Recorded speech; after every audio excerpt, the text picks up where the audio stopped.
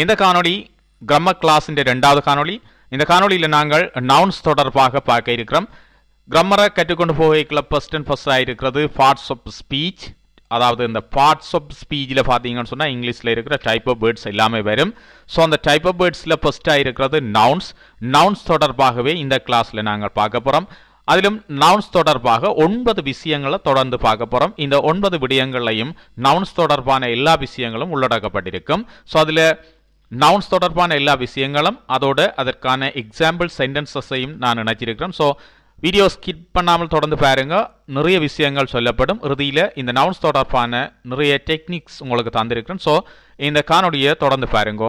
இந்த காணொலியில் முதலாவது நவுன்ஸ் என்றால் என்ன, அதாவது பெயர் சொற்கள் என்றால் என்னன்னு சொல்லி பார்த்துருக்கிறோம். ரெண்டாவது பார்த்தீங்கன்னா டைப் ஆஃப் நவுன்ஸினுடைய வகைகள் என்னென்னு சொல்லி பார்த்துருக்கிறோம். அந்த டைப் ஆஃப் நவுன்ஸில் முதலாவது காமன் நவுன்ஸ் என்று சொல்லி தனியாக பார்த்துருக்கிறோம். ப்ராப்பர் நவுன்ஸ், கங்க்ரீட் நவுன்ஸ், அதே மாதிரி அப்ஸ்ட்ரக்ட் நவுன்ஸ், அதே மாதிரி கலெக்டிவ் நவுன்ஸ்ன்னு சொல்லி அதோட இன்னும் 2 நவுன்ஸ், கவுண்டபிள் நவுன்ஸ், அன்கவுண்டபிள் நவுன்ஸ்ன்னு சொல்லி நவுன்ஸ் தொடர்பான விஷயங்கள் ரெண்டாவது. அது டைப் ஆஃப் நவுன்ஸ் தொடர்பாக ரெண்டாவது வருது. மூன்றாவது பார்த்தீங்கன்னு சொன்னால் மூன்றாவது நாங்கள் பார்க்க இருக்கிற விஷயம் ஃபங்க்ஷன்ஸ் இன் அ சென்டென்ஸ். அதாவது ஒரு சென்டென்ஸில் நவுன்ஸ் என்ன வகையில் ஃபங்க்ஷன் ஆகும், தொழிற்படும் என்று சொல்லி பார்த்துருக்கிறோம். அதாவது ஒரு சென்டென்ஸில் நவுன்ஸினுடைய தொழிற்பாடுகளை என்னென்ன வகையில் அந்த நவுன்ஸ் பயன்படும் என்று சொல்லி அந்த விஷயங்கள் பார்த்துருக்கிறோம். ஸோ நாலாவது விஷயம் பார்த்தீங்கன்னா நவுன்ஸ் ஃபார்ம்ஸ், நவுன்ஸின் வடிவங்கள் பார்த்துருக்கிறோம். ஸோ நவுன்ஸ் என்னென்ன வடிவங்களில் வரும்னு சொல்லி நாலாவது விஷயமாக பார்த்துருக்கிறோம். அடுத்தது நவுன்ஸ் மாடிஃபயர்ஸ், அதாவது நவுன்ஸை வேறு வடிவங்களுக்கு மாற்றுற விஷயங்கள் என்னென்னு சொல்லி பார்த்துருக்கிறோம். நவுன் மாடிஃபயர்ஸ், அதாவது நவுன்ஸை வேறு விதமாக மாற்றுவதற்கு என்னென்ன சொற்களை பயன்படுத்தும், எப்படி பயன்படுத்துவோம்னு சொல்லி அந்த விஷயங்கள் தொடர்பாக பார்த்துருக்கிறோம். அடுத்தது பார்த்தீங்கன்னு சொன்னால் ஆறாவது நாங்கள் பார்க்க இருக்கிற விஷயம் நவுன் பிரேசஸ். நவுன் சொற்றொடர்கள் என்ன, நவுன் பிரேசஸ் தொடர்பாக எல்லா விஷயங்களையும் ஆறாவதாக பார்த்துருக்கிறோம். ஸோ ஏழாவதாக இதில் நாங்கள் பார்க்க இருக்கிற விஷயம் நொமினலைசேஷன் தொடர்பான எல்லா விஷயங்களையும் பார்ப்போம். எட்டாவதாக பார்த்தீங்கன்னா ஜெண்டர் இன் நவுன்ஸ் என்ற பால், அதாவது ஆண்பால் பெண்பால் நாங்கள் பார்த்தோம். ஜெண்டர்ன்றது அந்த ஜெண்டர் தொடர்பான விஷயங்கள் இதில் உள்ளடக்கப்பட்டிருக்கும். அடுத்தது பார்த்தீங்கன்னா நாங்கள் லாஸ்ட்டாக பார்க்குறது ஹேசஸ். ஸோ எந்த விஷயங்களும் தான் நாங்கள் தொடர்ந்து எல்லாமே அதில் வர எல்லா விஷயங்களையும் நாங்கள் க்ளீனாக பார்க்க இருக்கிறோம். ஸோ இதில் நவுன்ஸ் தொடர்பான 9 விஷயங்கள் க்ளீனாக பார்க்க இருக்கிறோம். ஸோ தொடர்ந்து பாருங்கள். இதில் நாங்கள் முதலாவதாக பார்க்க இருக்கிறது நவுன்ஸ்ன்னு சொன்னால் என்ன, அதாவது முதலாவதாக பார்க்க இருக்கிற விஷயம் நவுன்ஸ்ன்னு சொன்னால் என்ன. எந்த ஒரு விஷயத்தையும் நாங்கள் கற்றுக்கொள்ளைகளை ஃபஸ்ட்டாக அது என்னன்னு சொல்லி பார்க்கணும். ஸோ அந்த வகையில் தான் நாங்கள் நவுன்ஸ்ன்னு சொன்னால் என்ன என்று பார்க்க போகிறோம். நவுன்ஸ்ன்றா என்ன, ஒரு பெயர்ச்சொல். அதாவது நவுன்ஸ்ன்றது என்ன, பெயர்ச்சொல். ஒரு பெயர்ச்சொல் என்பது உயிரினங்கள், இடங்கள், செயல்கள், குணங்கள், இருப்பு நிலைகள் அல்லது சிந்தனைகள், ஐடியாஸ் போன்ற ஒரு குறிப்பிட்ட பொருள் அல்லது பொருட்களின் தொகுப்பின் பெயராக செயல்படும் சொற்கள் பெயர்ச்சொற்கள் எனப்படும். இப்போ நவுன்ஸ்ன்றா என்ன, ஒரு பெயர்ச்சொல் என்பது உயிரினங்கள், இடங்கள், செயல்கள், குணங்கள், இருப்பு நிலைகள் அல்லது யோசனைகள் என்றா ஐடியாஸ், சிந்தனைகள் போன்ற ஒரு குறிப்பிட்ட பொருள் அல்லது பொருட்களின் தொகுப்பின் பொருட்கள்னா கூட்டம், நிறைய பொருட்களை உண்டாகி அந்த உண்டாகின கூட்டத்துக்கு ஒரு பெயர் இருக்கும். அப்போ அந்த கூட்டத்துக்கான பெயர், பொருட்களின் தொகுப்பின் பெயராக செயல்படும் சொற்கள் என்னன்னு சொல்லுவோம், அதை நாங்கள் பெயர் சொற்கள் என்று சொல்லுவோம். அதாவது சிம்பிளாக நாங்கள் இந்த பெயர் சொல்லண்டா என்னன்னு சொல்லி பார்த்தோம்டா உயிரினங்கள், இடங்கள், செயல்கள், குணங்கள், இருப்பு நிலைகள் அல்லது சிந்தனைகள் போன்றவற்றை அழைப்பதற்காக பயன்படுத்தப்படும் சொற்கள் பெயர் சொற்கள் எனப்படும். எல்லாத்தையும் அழைக்கிறாங்க. பெயர் சொல்லண்டா என்ன, ஒன்றினுடைய பெயர், அதனை அழைப்பதற்காக பயன்படுத்துகிற சொல் தான் பெயர் சொல். ஆகவே பெயர் சொல்ன்றது என்ன என்று சொல்லி நாங்கள் பார்த்துட்டோம். ஸோ செகண்டாக பார்க்கறது பெயர் சொற்களின் வகைகள். இப்போ பெயர் சொற்களின் வகைகளில் ஃபர்ஸ்டாக இருக்கிறது காமன் நவுன்ஸ் என்றா பொதுவான பெயர் சொற்கள், அது பொது பெயர் சொற்கள் என்று சொல்லுவோம். காமன் நவுன்ஸ்ன்னு சொன்னால் பொது பெயர் சொற்கள் என்றா மக்கள், இடங்கள் அல்லது பொருட்களை பொதுவாக அழைக்கிறதுக்கு பயன்படுத்துகிற சொற்கள். பாருங்க, இப்போ பொதுவான சொல்லிக்கல மக்கள் என்றது என்ன, நிறைய ஆக்களை உண்டாக்கி வரதானே மக்கள். நிறைய பேரை உண்டாக்கினா எல்லாரையும் சேர்த்து தான் மக்கள் என்று சொல்லுவோம். ரைட், இலங்கை மக்கள் அண்டா இலங்கையில் இருக்கிற எல்லாரையும் சேர்த்து சொல்றதான் இலங்கை மக்கள். இந்திய மக்கள், இந்தியாவில் இருக்கிற எல்லாரையும் சேர்த்து சொல்றதான் இந்திய மக்கள். ஸோ அது பொதுவான ஒரு பெயர் மக்கள் என்று சொல்றது. வாகனங்கள் அண்டா அதில் லொரி இருக்கும், கார் இருக்கும், பைக் இருக்கும், எல்லாமே இருக்கும். அப்போ எல்லாத்தையும் பொதுவாக அழைக்கிறது வாகனங்கள், வெஹிக்கிள்ஸ் என்று சொல்லுவோம். அப்போ வெஹிக்கிள்ஸ் என்றா இண்டிவிஜுவலாக ஒரு வெஹிக்கிளை சொல்கிற இல்லை, எல்லாத்தையும் சேர்த்து சொல்கிறதான் வெஹிக்கிள்ஸ். ஸோ அது பொது பெயர் சொல். அதாவது பொதுவாக அழைக்கிறதுக்கு பயன்படுத்துகிற சொற்கள், ஒரு கூட்டத்தை அழைக்கிறது பயன்படுத்துகிற சொற்கள்லாம் பொது பெயர் சொற்கள். என்ன இப்போ கருவிகள் என்று எடுத்தோம்னா அதில் எல்லா கருவிகளும் வரும். நிறைய கருவிகள் இருக்குதானே. ஸோ எல்லா கருவிகளையும் சேர்த்து சொல்கிற ஒரு பெயர் என்ன, கருவிகள். தனித்தனியாக எடுத்தோம்னு சொன்னால் அதுக்கு தனித்தனி பெயர்கள் இருக்கும். ஏன்னா கருவிகளில் ஒவ்வொன்றுக்கும் தனித்தனி பெயர்கள் இருக்கும். ஆனால் எல்லாத்தையும் சேர்த்தோம்னா அதுக்கு பெயர் கருவி. என்ன கருவிகள். ஆகவே இதுதான் பொது பெயர் சொற்கள்னு சொல்லுவோம். மிருகங்கள் என்று சொல்லுவோம். மிருகங்கள்ன்றா அதில் தனித்தனிய மிருகங்கள் இருக்கும். நாய் இருக்கும், பூனை இருக்கும், என்ன கரடி இருக்கும், சிங்கம் இருக்கும், புலி இருக்கும். ஆனால் எல்லாத்தையும் சேர்த்தோம்னு சொன்னால் அதுக்கு பொது பெயர் மிருகங்கள், அனிமல்ஸ் என்று சொல்லுவோம். ரைட், அனிமல்ஸில் நிறைய டைப் ஆஃப் அனிமல்ஸ் இருக்குது. ரைட், அப்போ எல்லாத்தையும் சேர்த்து அனிமல்ஸ் என்று சொல்கிறது. ரைட், அதுதான் பொது பெயர் சொற்கள். சரிதானே. அப்போ உங்களுக்கு பொது பெயர் சொற்கள் என்றது சிம்பிளாக வழங்கி இருக்கும். அது நிறைய பொருட்களையோ அல்லது நிறைய ஆக்களையோ அல்லது நிறைய இடங்களையோ சேர்த்து ஒரு சொல்லாக அவ்வளோத்தையும் ஒரே சொல்லில் அழைக்கிற சொற்களைத்தான் நாங்கள் சொல்லுவோம் பொது பெயர் சொற்கள், காமன் நவுன்ஸ்ன்னு சொல்லுவோம். ரைட், ஸோ இது உங்களுக்கு சிம்பிளாக வழங்கி இருக்கும். ஆகவே நாங்கள் முதலாவது ஒரு நவுன் உண்டா என்னன்னு சொல்லி பார்த்து நாங்கள் செகண்டாக பார்த்துருக்கிறோம். இந்த பெயர் சொற்கள்ன்ற வகைகள், டைப் ஆஃப் நவுன்ஸுக்குள்ள முதலாவது என்ன பார்த்துருக்கிறோம், காமன் நவுன்ஸ் என்ற விஷயத்தை பார்த்து நாங்கள். ஸோ காமன் நவுன்ஸ் என்றால் உங்களுக்கு விளங்கி இருக்கும். ஒரு பொருளையோ இடத்தையோ நபர்களையோ கூட்டமாக்கி அந்த கூட்டத்தை அழைப்பதற்காக பயன்படுத்துகிற பெயர் சொற்களை தான் நாங்கள் காமன் நவுன்ஸ் என்று சொல்லி சொல்லுவோம். Okay, clear. ஸோ செகண்ட் பார்த்தீங்கன்னு சொன்னால் ப்ராப்பர் நவுன்ஸ் என்று சொல்கிறது. ப்ராப்பர் நவுன்ஸ் என்றால் என்ன, அதாவது சரியாக அழைக்கிற பெயர் சொற்கள். அதாவது இண்டிவிஜுவலுக்காக நாங்கள் அழைக்கிற பெயர் சொற்களை தான் இந்த இண்டிவிஜுவலாக ஒன்று அழைக்கிறதுக்காக ஏதோ ஒன்று, அது என்னவா இருக்கலாம், மக்களாக இருக்கலாம், மக்களுக்குள்ளே இருக்கிற ஒருவராக இருக்கலாம், இடங்களுக்குள்ளே இருக்கிற ஒரு இடமாக இருக்கலாம், பொருட்களுக்குள்ளே இருக்கிற ஒரு பொருளாக இருக்கலாம், சிந்தனைகளுக்குள்ளே இருக்கிற அதாவது ஐடியாஸ், இந்த ஐடியாஸுக்குள்ளே இருக்கிற ஒரு ஐடியாவாக இருக்கலாம். ஏன்னா அப்போ இதுகள் எல்லாத்தையும் அல்ல குணங்கள்னு சொன்னால் குணங்கள், ஒரு குணம், அந்த குணத்தில் இருக்க உண்டு என்ன அழைக்கிறதுக்காக பயன்படுத்துகிற ஒரு சொல்லாக இருக்கலாம். அதுதான் என்னன்னு சொல்லுவோம், ப்ராப்பர் நவுன்னு சொல்லுவோம். இப்போ பீப்புள்ஸ் எடுத்துக்கொண்டா பீப்புளை எடுத்துக்கொண்டு சொன்னோம், பீப்புளை எடுத்தோம்டா பீப்புள் என்ற கேட்டகரிக்குள்ள நிறைய பீப்புள் என்று எடுத்துக்கொண்டோம்னு சொன்னால் அந்த கேட்டகரியில் நிறைய பேர் இருப்பினும் அதுக்குள்ளே இருக்கிறாக்களை நாங்கள் தனித்தனியாக இண்டிவிஜுவலாக கூப்பிடுவோம்டா கந்தையா, குமார், மாலா, டிக்சன், நளின், பண்டார, சோமு என்று சொல்லி கூப்பிடுவோம். அதே மாதிரி பொருட்கள் எடுத்துக்கொண்டோம்னா பொருட்கள் நிறைய இருக்கும். அந்த பொருட்களை தனித்தனியாக அழைக்கிறதுக்காக கூப்பிடல அல்லது நாங்கள் அழைக்கிறதுக்கு பயன்படுத்துவோம். என்ன அரிசி, மா, சீனி, தேயிலை, உப்பு என்று சொல்லி தனித்தனியாக சொல்லுவோம் தானே.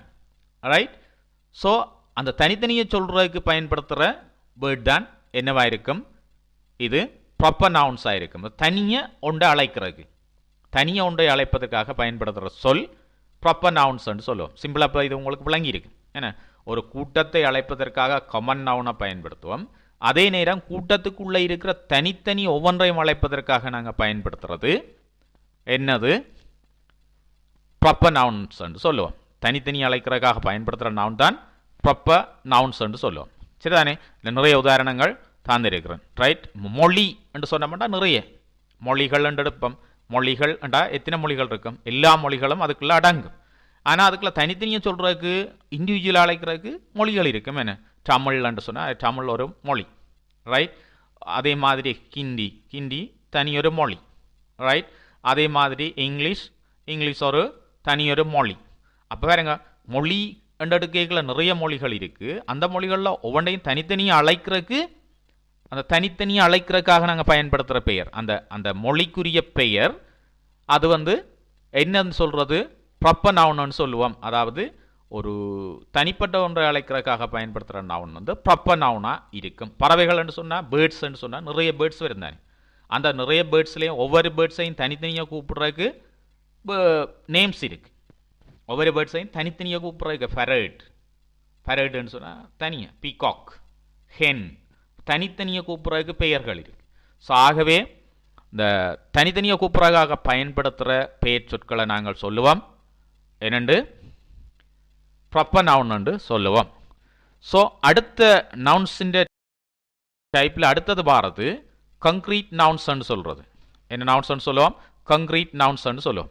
உங்கள் புலன்களால் நீங்கள் உணரக்கூடிய விஷயங்கள், அதாவது பார்த்த உடனே இதுதான் சொல்கிற விஷயங்கள். இப்போ பாருங்க, நீங்கள் பார்த்தாலும் அதுக்கு அதுதான் பெயர், இன்னும் ஒருவர் பார்த்தாலும் அதுக்கு அதுதான் பெயராக இருக்கும். இப்போ உதாரணத்துக்கு சொன்னால், ஒரு மனிதர் இருக்கிறாரண்டா அந்த மனிதர்ன்னு சொல்லலாம், ஆனால் அவற்றை பேரை சொல்லலுமோ எல்லாராலும்.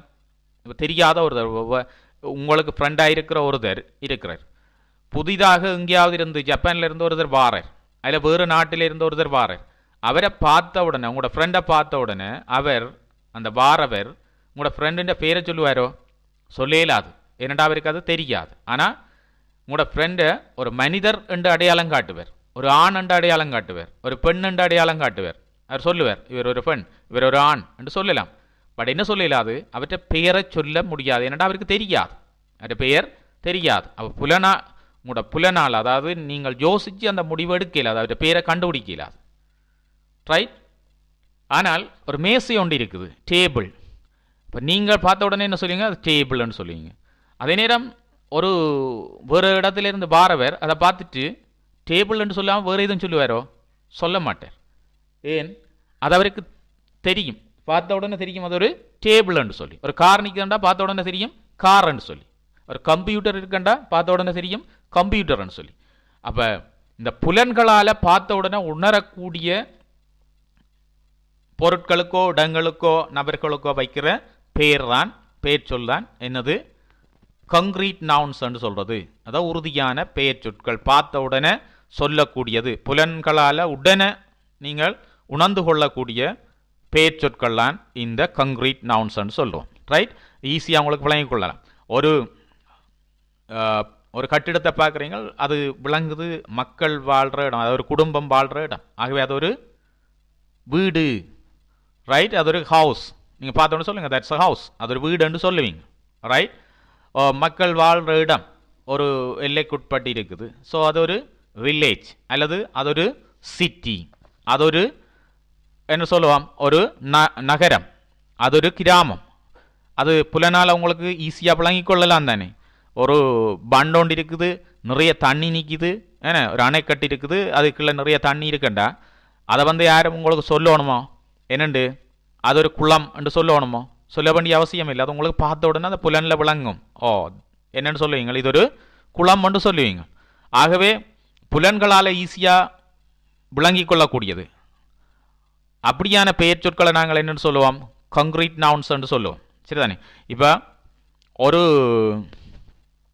அதாவது நீங்கள் கடற்கரைக்கு போகிறீங்க, கடலை பார்க்குறீங்க, கடலை பார்க்குற எல்லாருமே அதை என்னென்னு சொல்லிடணும்? கடல்னு தான் சொல்லிடணும்.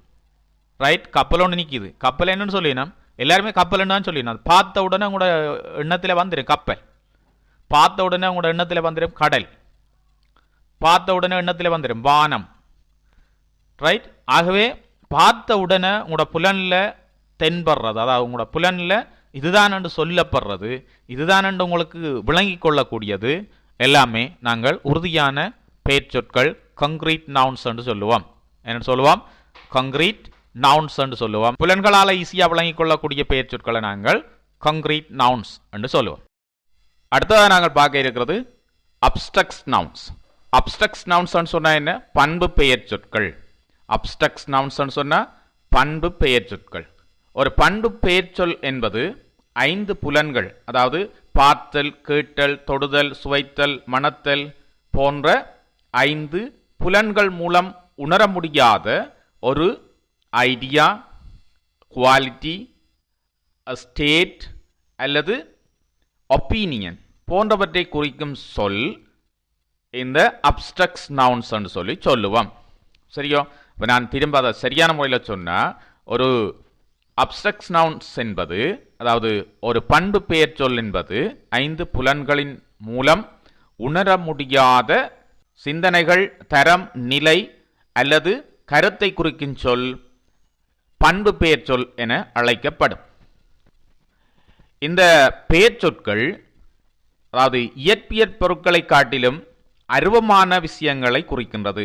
அதாவது என்னடா இயற்பியல் என்று சொன்னால், இப்போ எங்களுக்கு கண்ணால் பார்க்கக்கூடிய விஷயங்கள் அல்லாமல் பார்க்க முடியாத விஷயங்களை தான் இது சொல்லும். அதாவது என்ன சொல்லப்படுதுன்னு சொன்னால், அப்ஸ்ட்ரக்ட் நவுன்ஸின் ஊடாக, அதாவது பண்பு பெயர் சொல்லின் ஊடாக சொல்லப்படுற விஷயங்கள், அதாவது அழைக்கப்படுற விஷயங்கள் எப்படியான விஷயங்களாக இருக்கும்னு சொன்னால், நாங்கள் உணர முடியாத விஷயங்களாக இருக்கும். அதாவது இந்த தொட்டு அல்லது சுவைத்து மணத்து உணர முடியாத விடயங்களாக இருக்கிறது தான் நாங்கள் சொல்வது பண்பு பெயர் சொற்கள். இந்த பண்புகளை நாங்கள் என்ன செய்யலாதுன்னு சொன்னால் உணர முடியாது. ரைட்? அதை அழைக்கலாம், ஆனால் என்ன செய்யலான்னு சொன்னால் உணர முடியாது. ஏன்னா உணர்ச்சிகள்னு சொன்னால் அன்பு, மகிழ்ச்சி, கோபம், பயம், கவலை, இதுகளெல்லாம் உணர முடியுமோ? உணர முடியாது. அப்போ இப்படியான விஷயங்களை அழைக்கைக்குள்ள நாங்கள் அன்புன்னு சொல்கிறோம். அன்பு ஒரு பெயர் சொல்.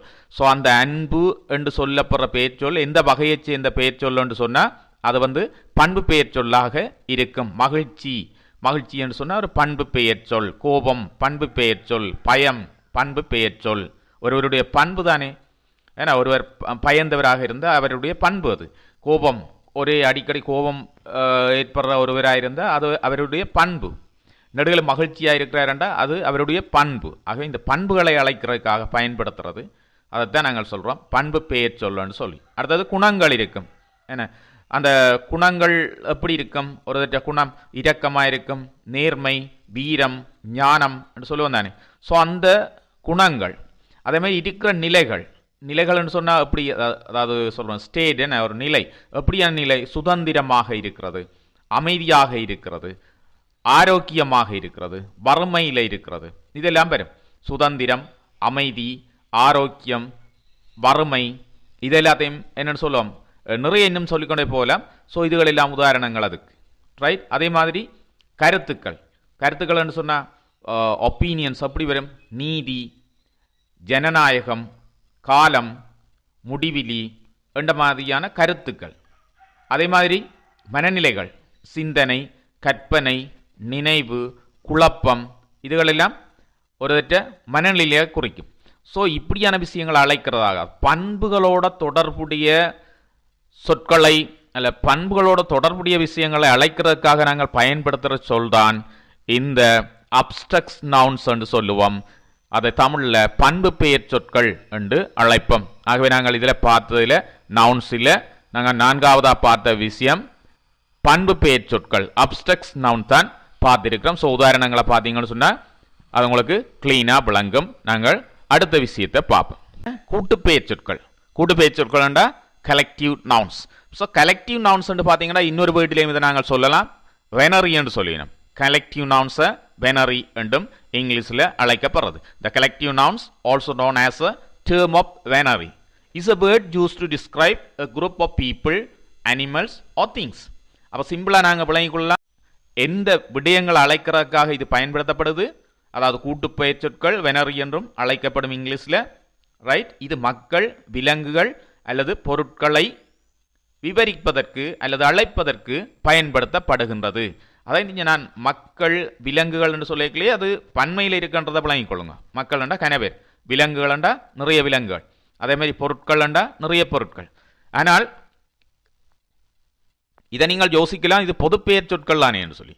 இல்லை, இது பொதுப்பெயர் சொற்கள் அல்ல. இது எப்படி வரும்னு சொன்னால், இப்போ மக்கள் என்று சொல்லிக்கல ஒரு குறிப்பிட்ட தொகை மக்கள் ஒரு இடத்துல இருந்தால் அதை நாங்கள் சொல்லுவோம் என்னென்று மக்கள் கூட்டம் என்று சொல்லுவோம். அதே மாதிரி ஒரு குறிப்பிட்ட விலங்குகள் கூட்டமாக இருந்தால் ஒவ்வொரு விலங்குகள கூட்டத்தையும் ஒரு மாதிரி சொல்லுவோம். என்னென்னு சொல்லுவோம்? குரங்கு கூட்டம் என்று சொல்லுவோம், யானை கூட்டம் என்று சொல்லுவோம், மாடுகள் நிறைய இருந்தால் மந்தைகள் என்று சொல்லுவோம். அப்படி அந்த ஒவ்வொன்றுக்கும், அதாவது ஒரே இனத்தைச் சேர்ந்த அல்லது ஒரே வகையைச் சேர்ந்த விலங்குகள், ஒரே வகையைச் சேர்ந்த பொருட்களை கூட்டமாக்கி அந்த கூட்டத்தை அழைப்பதற்கு, அந்த பொருட்தொகுதியை அல்லது அந்த விலங்கு கூட்டத்தை அழைப்பதற்காக நாங்கள் பயன்படுத்துகிற சொல்தான் இந்த கலெக்டிவ் நவுன்ஸ் என்று சொல்லுவோம். அப்போ உங்களுக்கு சரியா விளங்கியிருக்கணும். கலெக்டிவ் நவுன்ஸ் சொன்னால் என்ன, ஒரு அதாவது பொருளோ அல்லது மக்களோ அல்லது விலங்குகளோ கூட்டமாக்கப்பட்ட பின் அவற்றை அழைப்பதற்காக பயன்படுத்துகின்ற சொற்களே இந்த கலெக்டிவ் நவுன்ஸ் ஓ வெனரி என்று சொல்றது. சரிதானே? ஆனால் இதுல சரியா நீங்க விளங்கிக் கொள்ளணும், இது காமன் நவுனுக்கும் இந்த கலெக்டிவ் நவுன்ஸுக்கும் நிறைய டிஃபரன்ஸ் இருக்கு. காமன் நவுன் சொன்னால் அதுவும் கூட்டமாக்கப்பட்ட ஒரு விஷயத்தை தான் நாங்கள் சொல்லுவோம். என்ன, மக்கள் சொன்னால் எல்லாரையும் சொல்றது, உலகத்தில் இருக்கிற எல்லாரும். ஸோ மக்கள். இதுல அப்படி இல்லை. இதுல ஒரு குறிப்பிட்ட தொகையாக்கள், என்ன, குழு, மக்கள், குழு, அணி என்று சொல்லுவோம் தானே, அந்த வேர்ட் தான் இந்த கலெக்டிவ் நவுன்ஸுக்குள்ள வரும். ஸோ உதாரணத்துக்கு நான் சொன்னேன்டா என்ன சொல்லலாம், சிங்க கூட்டம் என்று சொல்லலாம். சிங்க கூட்டம் என்றது சிங்கங்கள் நிறைய ஒண்டா சேர்ந்து இருக்கிறத சிங்க கூட்டம் என்று சொல்லுவோம். ரைட்? அதே மாதிரி பறவை கூட்டம், பறவைகள் உண்டாயிருக்கிறது, நிறைய பறவைகள் உண்டாயிருக்கிறது, அதாவது ஒரே இனத்தை சேர்ந்த பறவைகள் உண்டாயிருக்கிறது நாங்கள் பறவை கூட்டம் என்று சொல்லுவோம். மீன் கூட்டம், மீன்கள் நிறைய உண்டாயிருக்கிறது மீன் கூட்டம் என்று சொல்லுவோம். பூங்கொத்து, பூங்கொத்து எடுத்தீங்கன்னா நிறைய பூக்கள் உண்டாக சேர்க்கப்பட்டிருக்கிறது பூங்கொத்து என்று சொல்லுவோம். ஸோ இதுதான் என்ன கலெக்டிவ் நவுன்ஸ்.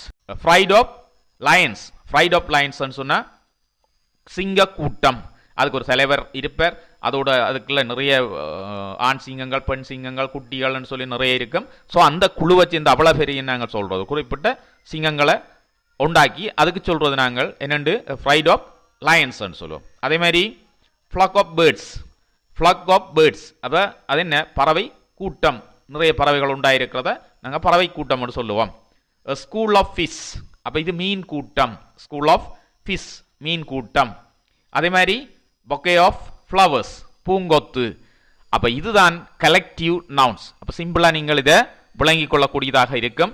நிறைய நாங்கள் என்ன செய்யணும்னு சொன்னால் இந்த கலெக்டிவ் நவுன்ஸை தெரிஞ்சு வச்சு கொள்ளணும். நிறைய இடங்களில் நாங்கள் இதை பயன்படுத்தும். ஸோ அடுத்தது பார்த்தீங்கன்னு சொன்னால் இந்த எல்லா நவுன்ஸையும் இப்போ நாங்கள் பார்த்த எல்லா நவுன்ஸும் என்னது, முதலாவது காமன் நவுன்ஸ் பார்த்து நாங்கள், அதுக்கு பிறகு ரெண்டாவது என்ன பார்த்து நாங்கள் ப்ராப்பர் நவுன்ஸ் சொல்லி பார்த்து நாங்கள், அதுக்கு பிறகு கங்க்ரீட் நவுன்ஸ் சொல்லி பார்த்து நாங்கள், அதுக்கு பிறகு அப்ஸ்ட்ரக்ட் நவுன்ஸ் சொல்லி பார்த்து நாங்கள், அதுக்கு பிறகு கலெக்டிவ் நவுன்ஸ் சொல்லி பார்த்து நாங்கள். ஸோ இந்த எல்லா நவுன்ஸையும் இரண்டு வகையாக வகைப்படுத்தலாம். என்ன அடிப்படையில் வகைப்படுத்தலாம்னு சொன்னால் இந்த எல்லாத்தையும் கவுண்டபிள் நவுன்ஸ், அன்கவுண்டபிள் நவுன்ஸ் சொல்லி நாங்கள் வகைப்படுத்தலாம். கவுண்டபிள் நவுன்ஸ் சொல்லுவோம், அன்கவுண்டபிள் நவுன்ஸ் சொல்லுவோம், அல்லது மாஸ் நவுன்ஸ் சொல்லுவோம். கவுண்டபிள் நவுன்ஸ் அல்லது அன்கவுண்டபிள் நவுன்ஸ் அல்லது மாஸ் நவுன்ஸ் என்று சொல்றது. ஸோ இந்த எல்லா நவுன்ஸையும் இரண்டு வகைப்படுத்தலாம். ஒன்று கவுண்டபிள் நவுன்ஸ். கவுண்டபிள் நவுன்ஸ் என்ன, கவுண்டண்டா என்ன, எண்ணுறது என்ன. ஸோ கவுண்டபிள் நவுன்ஸ் எண்ணக்கூடிய நவுன்ஸ். ரைட்? ஒரு பொருளை எண்ணக்கூடியதாக இருந்தால் அது கவுண்டபிளுக்குள்ள வரும். எண்ண முடியாதது 1 2 3 நாங்கள் கவுண்ட் பண்ண முடியாததை நாங்கள் சொல்லுவோம் அன்கவுண்டபிள் நவுன்ஸ் அல்லது மாஸ் நவுன்ஸ் சொல்லுவோம். இப்போ கவுண்டபிள் என்ன, தேங்காய் இருக்குது, தேங்காய் நாங்கள் 1 2 3 4 கவுண்ட் பண்ணலாம். ரைட்? மனிதர்கள் இருக்கணும், மனிதர்களை 1 2 3 4 கவுண்ட் பண்ணலாம். வாகனங்கள் இருக்குது, வெஹிக்கிள்ஸ் இருக்குது, வெஹிக்கிள்ஸை நாங்கள் 1 2 3 4 கவுண்ட் பண்ணக்கூடியதாக இருக்குது. அதே மாதிரி கொஞ்சம் கம்ப்யூட்டர் இருக்குது, நிறைய கம்ப்யூட்டருங்கள்ட்ட இருக்குண்டா அதை நாங்கள் கவுண்ட் பண்ணலாம். 1 2 3 4 ஒன்றா கவுண்ட் பண்ணக்கூடியதாக இருக்கும். ரைட்? பட் கவுண்டபிள் இதெல்லாம் கவுண்டபிள் நவுன். அன்கவுண்டபிள் நவுன்டா என்ன, எண்ண முடியாத நவுன்ஸை தான் அன்கவுண்டபிள் நவுன்ஸ் சொல்லுவோம். இப்போ என்னென்ன அன்கவுண்டபிள் நவுன்ஸ் இருக்கும், நீங்கள் ரைஸ் எடுத்து பாருங்க, ரைஸ் எங்களால் எண்ணெயிலுமோ எண்ண முடியாது. ஸோ எண்ண முடியாத நவுன்ஸ் ரைஸ். ஃப்ளோர், ஃப்ளோர்ண்டா மா என்ன எண்ண முடியாது. சால்ட், சால்ட் எண்ணெயிலுமோ எண்ண முடியாது. ரைட்? அதே மாதிரி வேறு என்ன, சுகர், சுகர் எண்ண முடியுமோ எண்ண முடியாது. ரைட்? ஆயில், ஆயில் எண்ண முடியுமோ எண்ண முடியாது. பெட்ரோல், டீசல் இதெல்லாம் எண்ண முடியாது. ஸோ எண்ண முடியாத நவுன்ஸ் இது எல்லாத்தையும் நாங்கள் சொல்லுவோம் மாஸ் நவுன்ஸ் அல்லது அன்கவுண்டபிள் நவுன்ஸ் சொல்லி சொல்லுவோம். ஸோ நவுன்ஸ் என்னென்ன வகை இருக்குன்னு சொல்லி பார்த்து நாங்கள் அந்த நவுன்ஸ் ஒவ்வொன்றிலேயும் ஒவ்வொரு நவுன்ஸ் இருக்கு. அந்த எல்லா நவுன்ஸையும் நாங்கள் இரண்டு வகைப்படுத்தலாம். அதோண்டு கவுண்டபிள் நவுன்ஸ், மற்றது அன்கவுண்டபிள் நவுன்ஸ் அல்லது மாஸ் நவுன்ஸ் என்று சொல்லுவோம்.